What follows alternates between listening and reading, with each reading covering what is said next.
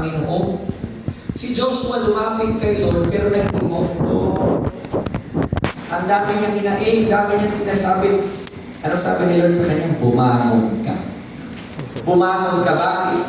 Ang sabi niya, the Lord said to Joshua, get up, why do you lie thus on your face? Bakit ka nagpakirama dyan? Ang sabi ng Diyos sa kanya, Israel had sinned, and they have also transgressed my covenants, which I commanded them.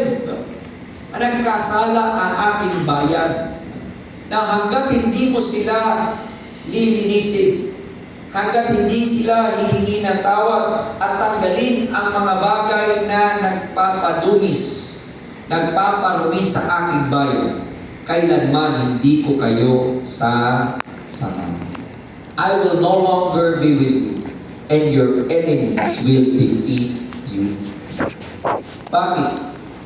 Meron sa kanila na nung naglaban sila doon sa Jericho, nung natalo ang Jericho,